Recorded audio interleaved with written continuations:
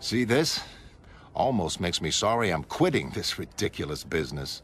Then why have you chosen to retire now? Is it your age? Partly.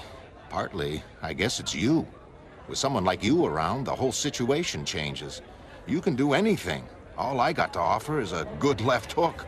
Nah, I'm better off retiring, writing my autobiography, repairing folks' cars for them. Cars are something I'm happy with.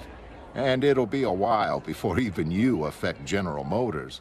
Well, the new electric cars should be even simpler. Electric? That's right. They'd have appeared before, but there wasn't enough lithium to mass-produce polyacetylene batteries.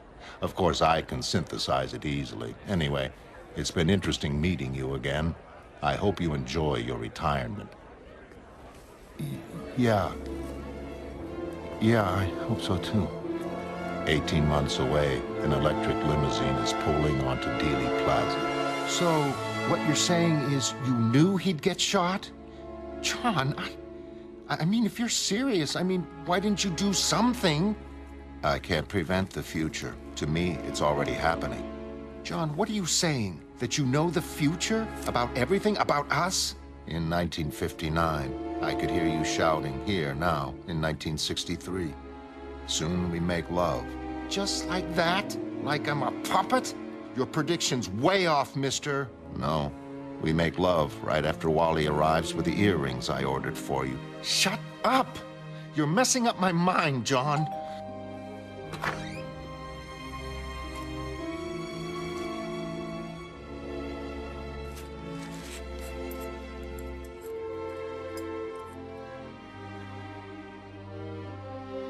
John,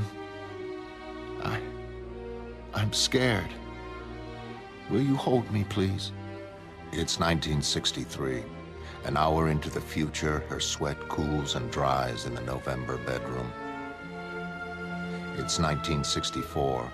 I'm informing the Pentagon that I'll no longer be wearing the whole of my costume. It's 1966.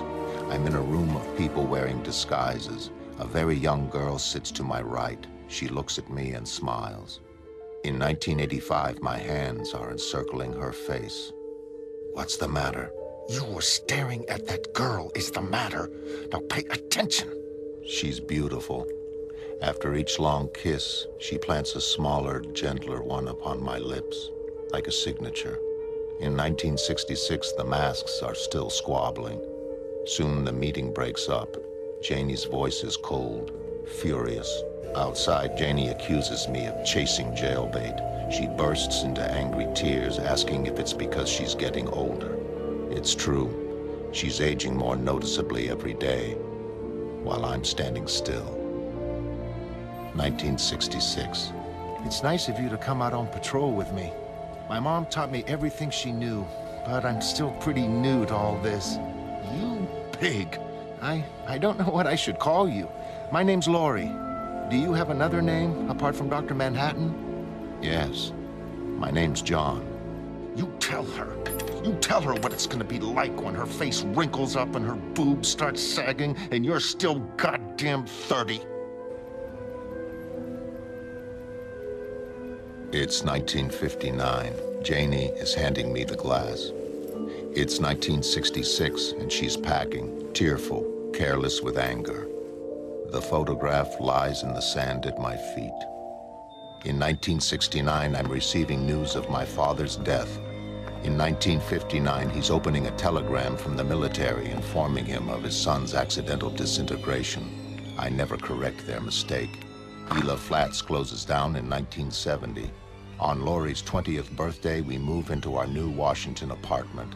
I've revealed my true name to the public. After Father's death, there seems little point in concealing it. In January 1971, President Nixon is asking me to intervene in Vietnam, while 10 years earlier, Kennedy is avoiding any mention of Cuba. Later in November, I'm told that Wally Weaver has died of cancer, aged 34. It's March. I'm in Saigon, being reintroduced to Edward Blake, the comedian. He works mostly for the government now. I suppose I do too. Blake is interesting. I have never met anyone so deliberately amoral. He suits the climate here. The madness, the pointless butchery.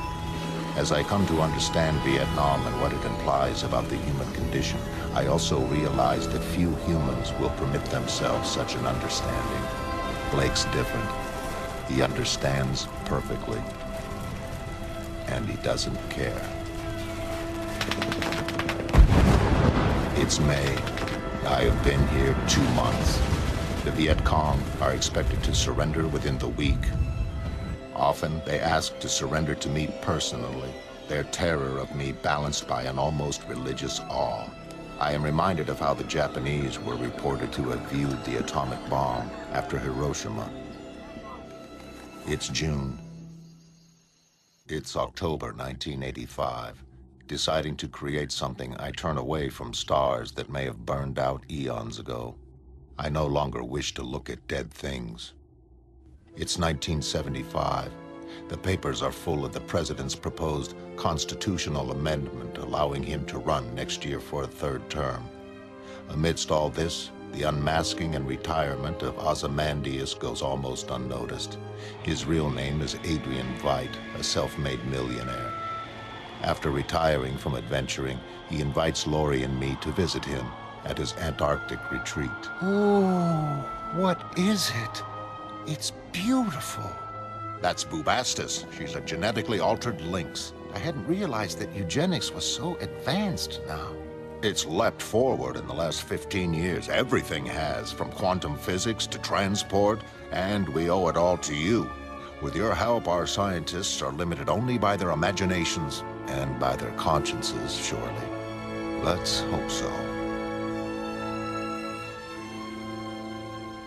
His eyes are sad and knowing.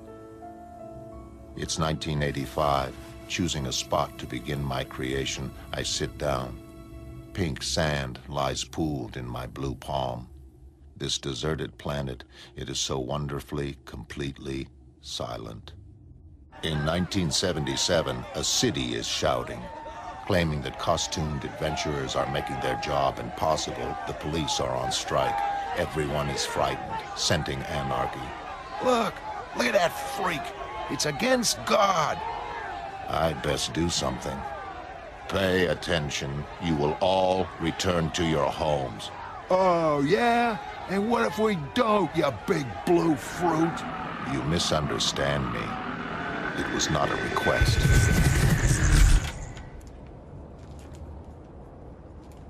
Jesus. August 3rd, 1977. The emergency bill proposed by Senator Keene has been passed. Vigilantism is now illegal again. As long as I continue to act under U.S. government supervision, I am exempt from the law. They can hardly outlaw me when their country's defense rests in my hands. Blake is also exempt. Later, after his handling of the Iranian hostage situation, even his harshest critics fall silent. Laurie still hates him, however. She herself has been forced to retire by the Keene Act, but having never really enjoyed the life, she doesn't mind. Her mother is more disappointed than she is. The new night owl has stated that he will be retiring, although he will not be making his identity public.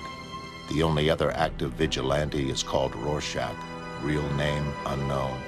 He expresses his feelings toward compulsory retirement in a note left outside police headquarters along with a dead multiple rapist.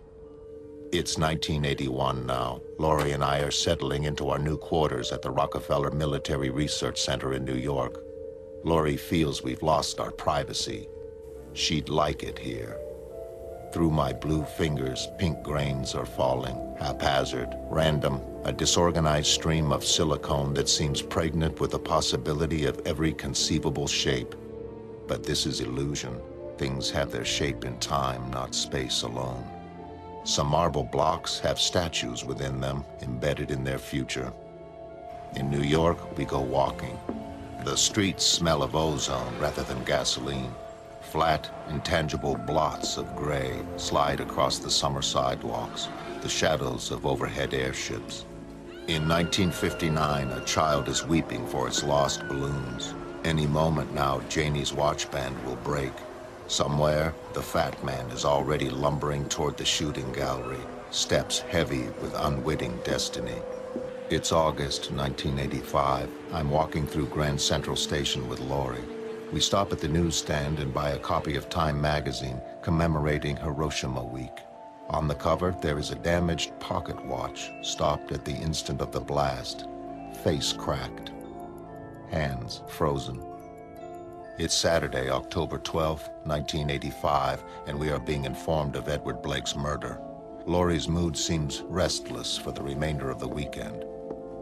Wednesday, the 16th, Laurie is visiting her mother while I attend Blake's funeral. A thin man in a black coat leaves roses, then walks away. Do I know him? Saturday, the 19th now. My hands encircle Laurie's face. In 1959, I am telling Janie I shall always want her. It's later. Laurie is walking out on me. On a rooftop in the past, I pull her 16-year-old body to me, breathing her perfume, never wanting to lose her, knowing that I shall. Later still, and in the crowded TV studio, I am being accused of killing those closest to me. I am tired of this world, these people. I am tired of being caught in the tangle of their lives. In Arizona, I'm entering the ruined bar with a sensation of déjà vu, and I'm taking the snapshot from its broken frame. And I'm gone. Gone to Mars. Gone to a place without clocks, without seasons, without hourglasses to trap the shifting pink sand. Below me, in the sand, the secret shape of my creation is concealed, buried in the sand's future. I am ready to begin. A world grows up around me. Am I shaping it, or do its predetermined contours guide my hand? In 1945, the bombs are falling on Japan. The cogs are falling on Brooklyn, seeds of the future sown carelessly. Without me, things would have been different. If the fat man hadn't crushed the watch, if I hadn't left it in the test chamber, am I to blame then, or the fat man, or my father for choosing my career? Which of us is responsible? Who makes the world? Perhaps the world is not made. Perhaps nothing is made. Perhaps it simply is, has been, will always be there. A clock without a craftsman.